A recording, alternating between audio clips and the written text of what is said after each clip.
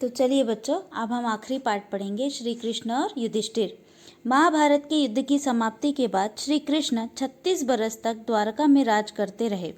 उनके सुशासन में यदुवंश ने सुख समृद्धि को भोगा, परंतु आपसी फूट के कारण अंततः यह विशाल यदुवंश समाप्त हो गया।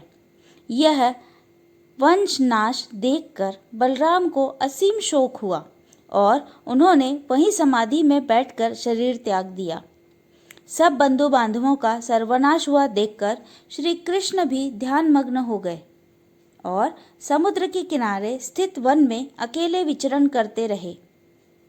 जो कुछ हुआ था उस पर विचार करके उन्होंने जान लिया कि संसार छोड़कर जाने का उनका भी समय आ गया है। यह सोचते सोचते वह भी वहीं जमीन पर एक पेड़ के नीचे लेट गए। इतने में कोई शिकारी शिकार की तलाश में घूमता फिरता उधर से आ रहा था। सोए हुए श्री कृष्ण को शिकारी ने दूर से हिरण समझा और धनुष तानकर एक तीर मारा।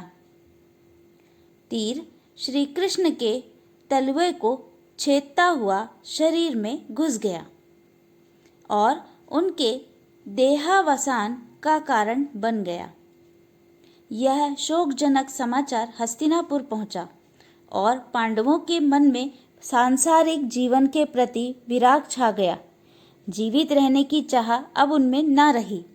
अभिमन्यु के पुत्र परीक्षित को राजगद्दी पर बैठाकर पांचों पांडवों ने द्रौपदी को साथ लेकर तीर्थ यात्रा करने का निश्चय किया।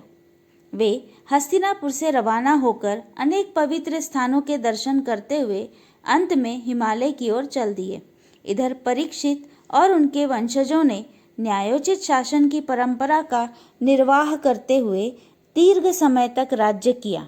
इस प्रकार बच्चों, हमने आखिरी महाभारत का पाठ पढ़ा, श्री कृष्ण और युधिष्ठिर। धन्यवाद।